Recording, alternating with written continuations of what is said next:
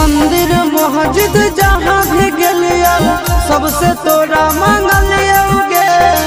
तोरा हम हंसलियो हरदम अपने भले कानलियोगे।